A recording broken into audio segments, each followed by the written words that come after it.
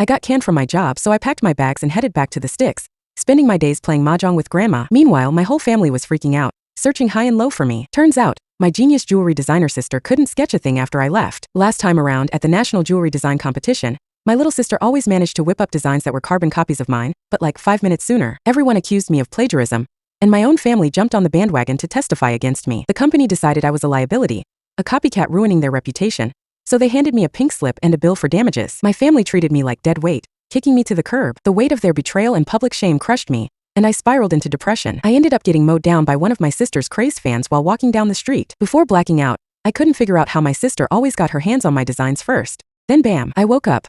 Back to the day before the National Jewelry Design Competition.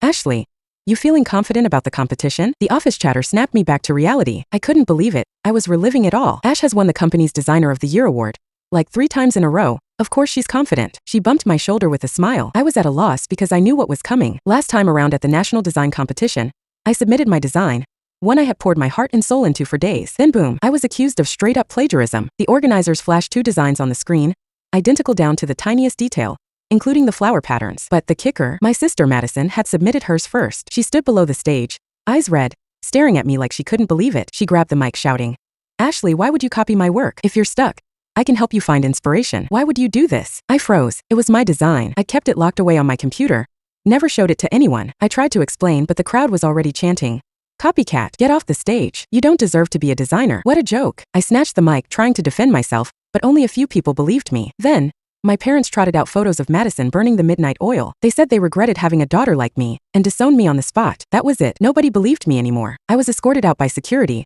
and my phone blew up with hate. I checked my computer for viruses, backdoors, anything. The computer and my sketches were always with me. How could this happen? How could Madison have an exact copy of my design? All my ideas, sketches, they came from me. I would never plagiarize her. Ashley, I heard your sister's in the competition too.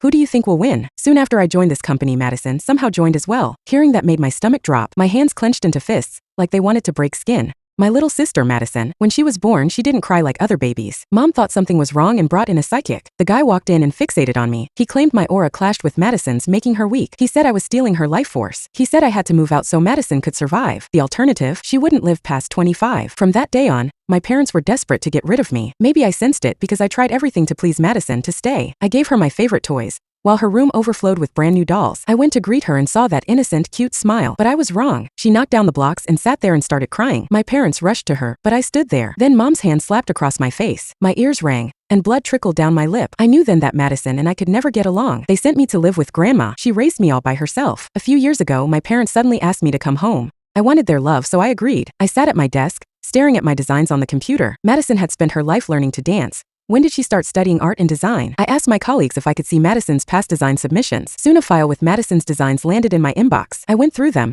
The more I looked, the more my stomach churned. These designs were identical to mine. Some of them I hadn't even made public, and all these had already been released. It was impossible. Some designs were intended to be part of a portfolio, for when I would one day start my own business. Nobody knew. I deleted my designs on my computer, and tried to calm down. I've died and come back.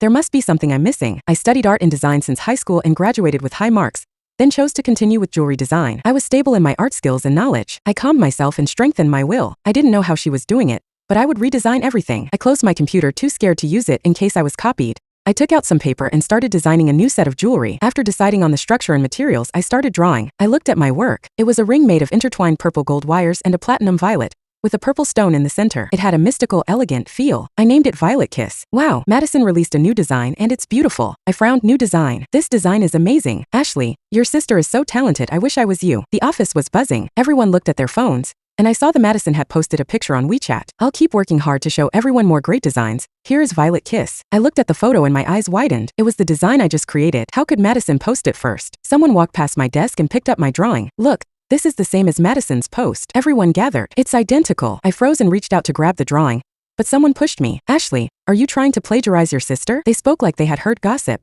I can't believe she would do this. Her designs are similar to Madison's. Did anyone notice? People compared my designs to Madison's. I grabbed my drawing. This is mine. Madison is plagiarizing my work. Madison walked in. She wore a short white dress. Her eyes were red and wet, and she sounded like she was crying. Why are you stealing my work? I know you don't like me, but that's from the heart. Ever since you came home, you don't like me. Are you blaming Mom and Dad? Everyone was sympathetic to her. Someone pushed me from behind, and I slammed into the desk. Blood ran down my cheek. Madison pretended to pull me up, but fell. What the hell, there are so many people here. She pretended to be hurt and looked at me innocently. Why did you push me? I was trying to pull you up. Everyone rushed to help her and screamed at me. Ashley, stop it. Do you regret plagiarism? Are you mad? It's okay, Madison, let her be. She deserves to die. Madison stood up and acted sad. She's still my sister, I don't mind. Oh, I laughed. You're mistaken, sister. Come here and I'll tell you something. Madison got closer. I looked at her and slapped her across the face. She fell. Oops, sister, sorry. Madison sat on the floor, covering her face, and glared at me. Then she looked up and pretended to be innocent. I don't have time to deal with her. I got up and left. I went to the clinic, my cut was wrapped. I got home and no one was there. I went to my room and started burning my drawings. Nothing was missing. How is Madison doing it? Am I crazy? The company chat was going crazy. This cockroach should leave. Kick her out. She looks proud, but is a plagiarist. These messages reminded me of the last time. My phone was blowing up.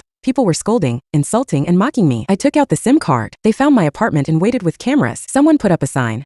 Plagiarist, just die. I stayed inside for over a week. One night, I left through the grass. I was starving. I sat and ate a bun. A child threw a water bottle at me. Mom, that's the thief. They even spat on me. I was not upset, but I smiled. His mom took him away. I hated this. One day, I sat on the roof with no emotion. The city was so ugly. The only one I miss is my grandmother. I snapped out of it. I packed and submitted my resignation. I won't go to the competition. I don't understand how Madison always created the same designs first. I won't draw and see what she creates.